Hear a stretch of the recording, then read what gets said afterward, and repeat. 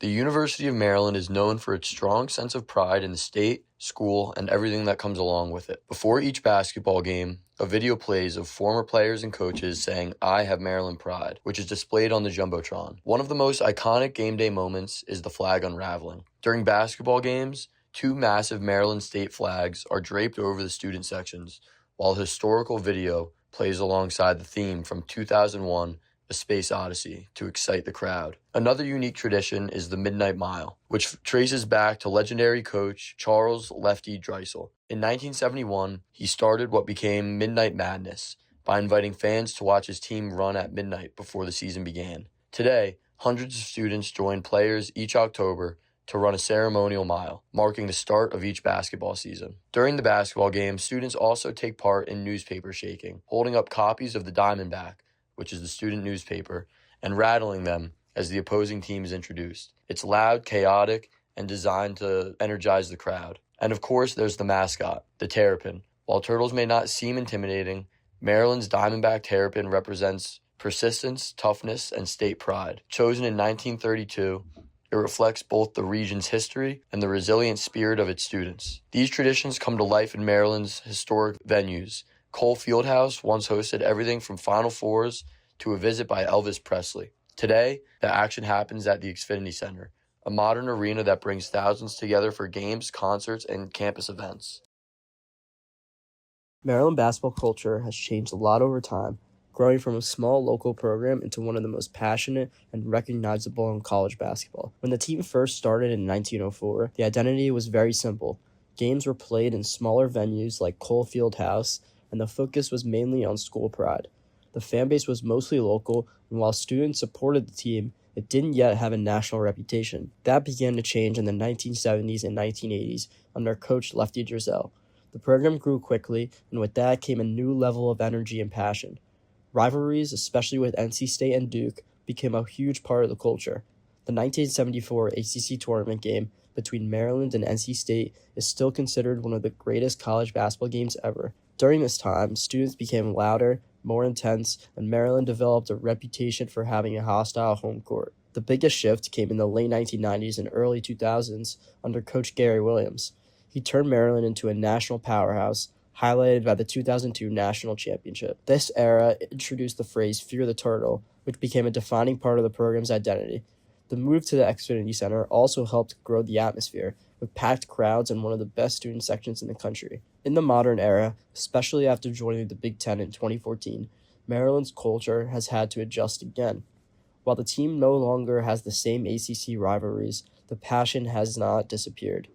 New rivalries are still developing, even if they don't yet match the intensity of the past. Overall, Maryland basketball culture has evolved, but has always been defined by one thing: passionate fans who make every game feel important. To understand the integration of basketball at the University of Maryland, you have to look at our geography. In the early 1960s, UMD sat on a razor's edge. To our north were integrated programs like Michigan, but to our south was the ACC, a conference that functioned as a fortress of segregation. There was an unwritten gentleman's agreement among Southern coaches to keep the rosters all white. Maryland, however, chose to be the fissure in that wall. While our neighbors saw integration as a threat to be delayed, Maryland recognized it as an inevitability that would define the future of the sport. The breakthrough came on December 1st, 1965, when sophomore Billy Jones stepped onto the court at Cole Fieldhouse to face Penn State. He became the first black varsity basketball player in the history of the ACC. Jones was a local standout from Towson High, recruited for both his talent and his composure. He had to be bulletproof. On road trips to South Carolina or Wake Forest, he was met with racist chants and forced to eat in separate dining areas away from his team. He later remarked that while his teammates studied scouting reports, he was studying how to maintain his dignity in a room that openly rejected him. Maryland's timeline is striking when compared to our fellow ACC teams and down the South. We integrated in 1965. It took Duke another year to follow, and it took North Carolina until 1965 to put Charlie Scott on the varsity court. Look further south to the SEC. The gap is even wider. The University of Kentucky didn't have a black varsity player until 1970. 5 years after Billy Jones had already paved the way in College Park. Maryland wasn't just following a trend, we were the Southern pioneer in proving that diversity was the key to a national competitiveness. For decades, this history was a quiet footnote, but in 2021, the university officially dedicated the Jones Hill House, the crown jewel of our athletic department, to Billy Jones and football pioneer Darrell Hill. By putting his name on the building, UMD signaled that our identity as Terps is inseparable from the struggle for integration. Billy Jones' legacy isn't just measured in stats, it's measured in the fact that today, every player who wears the Maryland jersey walks through a door that he had to break down.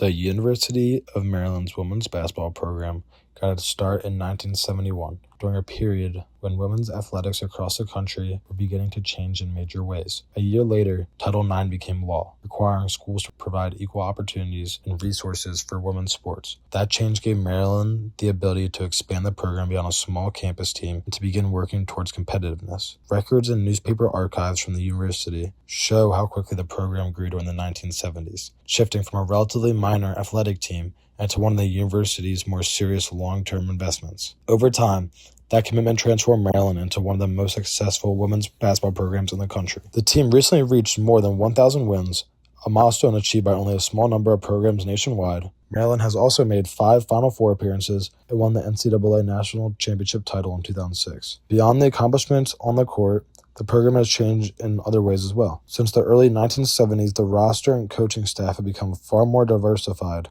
reflecting larger changes within the university and athletics as a whole. What began as a developing program eventually became one of the defining parts of Maryland athletics. To better understand the team's role on campus today, a student survey focused on attendance and interest in women's sports at Maryland was conducted. Most students who responded said they would choose to attend a women's basketball game over any other women's sporting event on campus. The responses suggested that support for the team goes beyond general school pride. Many students described the games as energetic, competitive, and an important part of campus culture at the Xfinity Center. From its beginnings in 1971 to its current national reputation, Maryland's women's basketball has become one of the university's most recognizable programs. Another major change to the Maryland men's basketball program came in 2014 when the school switched from the ACC conference to the Big Ten. The Terrapins had been in the Atlantic Coast Conference since its formation 60 years prior. The Big Ten had extended offers to both the University of Maryland and to Rutgers in hopes of expanding their media markets. The ultimate decision to accept their offer seemed to be a hard-fought one at UMD. There was a debate between the athletic director and especially the university's president at the time and the chancellor of the University of Maryland system.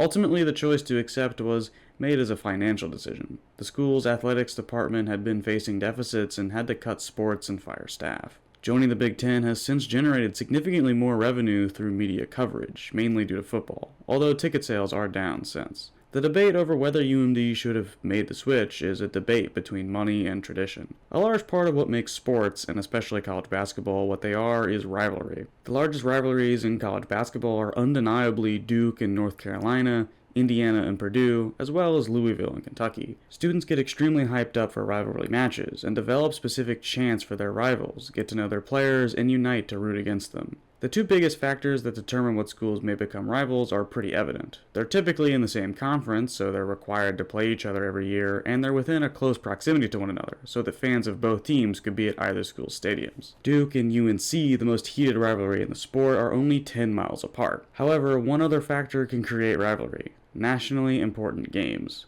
The Terrapins became rivals with Duke in the early 2000s after an exhilarating Final Four appearance in 2001 and UMD's championship win in 2002. It continued in the 2010s with a string of fairly exciting close games despite Duke being the favored team consistently. Obviously, Duke never saw UMD as a rival nearly as much as they did UNC, but it was a heated rivalry nonetheless. Maryland once had to issue a public apology after fans threw a bottle at the mother of a Duke player, and on another occasion the student section was cleared out for wearing shirts featuring an expletive reading F Duke. The Washington Post also produced a short documentary on the peak of the rivalry. Obviously, leaving the ACC meant that this rivalry had to come to an end. Ever since, UMD has been unable to find a team to hate with such passion. Penn State and Rutgers games feel like the closest we've gotten due to their proximity, but none of the three schools have had consistently impressive programs over the past decade. At the end of the day, it seems that the move to the Big Ten has resulted in a lot more media revenue for the university, but has damaged the character of the program and resulted in some disappointing years of basketball outside of the sensational 2024 to 2025 Crab 5.